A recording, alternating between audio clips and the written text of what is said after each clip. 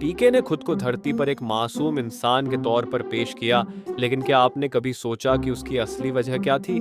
Film ने हमें यही दिखाया कि उसने अपना रिमोट खो दिया और सारी कहानी उसी रिमोट के इर्द गिर्द घूमती रही, लेकिन क्या कभी किसी ने यह पूछा कि उसका असली मिशन क्या था? तो दोस्तों, आज हम आपको बताएंगे पीके के उन डार्क सीक्रेट्स के बारे में जो कभी सामने नहीं आए। उसका असली मिशन और उसके गलत काम सब कुछ एक्सपोज होगा। वीडियो के साथ बने रहें, जानिए क्या था वो राज।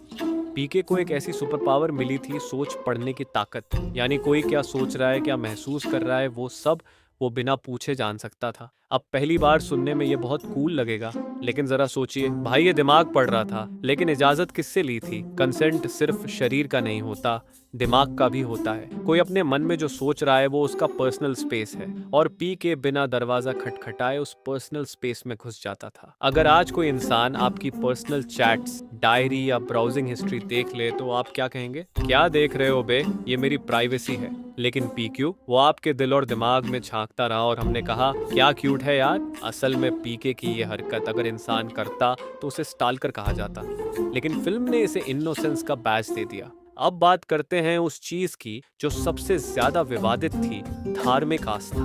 पीके ने पूरे देश में घूम घूम कर भगवान के नाम पर हो रही धांधलियों को उजागर किया, जो कि सही है। लेकिन जरा सोचिए, उसने ये किया कैसे? खुद को बेबस दिखाकर दूसरों को गलत साबित करना, इसे मासूमियत नहीं, इमोशनल मैनिपुलेशन कहते हैं। वो अपने रिमोट की तलाश में था, लेकिन लोगों की भावनाओं से खेलकर सिंपैथी और सपोर्ट कमाता रहा। भगवान ने रिमोट नहीं लौटाया, आपका भगवान जवाब नहीं देता, ये सब बोलकर उसने आम लोगों की फेथ को चैलेंज किया। देखिए, ब्लाइंड फेथ गलत है, अग्रीड, लेकिन हर इंसान की एक बिलीफ होती है जिससे उसे कंफर्ट मिलता है। कि ने उस कंफर्ट को तोड़ा और फिर खुद को सत्य का मसीहा बना दिया। धर्म का बिजनेस के गलत है, लेकिन क्या पीके ने खुद सिंपैथी की दुकान नहीं खोल रखी थी? इमेजिन करो, कोई आउटसाइडर आपके घर आकर आपके माँ बाप के बारे में बोले कि वो गलत हैं, तो आपको कैसा लगेगा? पीके वही आउटसाइडर था और हमने क्लैप किया क्योंकि उसके पास एलियन कार्ड था।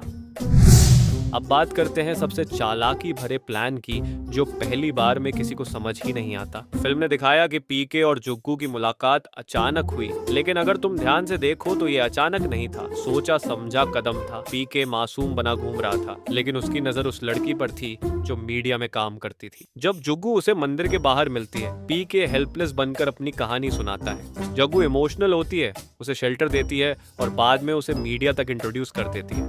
पर सोचो, पीके ने कभी जोगू से यह नहीं पूछा कि वो क्या करती है, फिर भी सीधा उसी के पीछे क्यों गया? पीके को पता था जोगू उसे सिर्फ खाना या घर नहीं देगी, वो उसे मंच दे सकती है।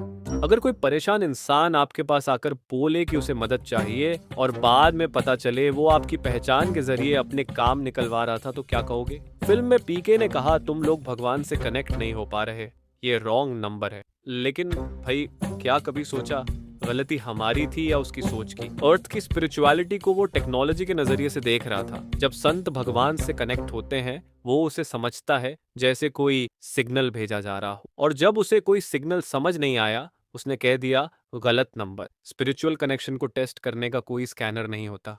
पीके इसे समझ ही नहीं पाया, इसलिए उसने कंक्लूजन निकाल दिया कि सिस्टम ही फेल है।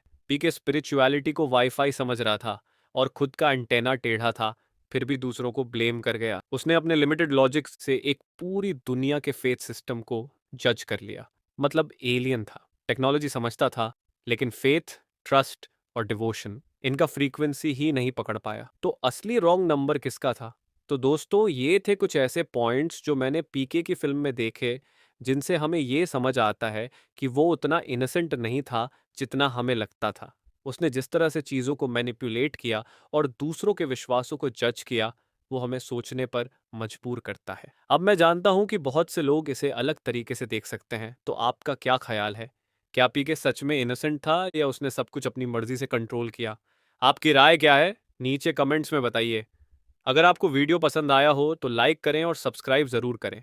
ऐसे और बॉलीवुड की शातिरता पर वीडियो पाने के लिए बेल आइकन दबाना मत भूलिए। और हाँ, इस वीडियो को अपने दोस्तों के साथ शेयर करें ताकि उन्हें भी पता चले कि पीके के डार्क सीक्रेट्स क्या थे।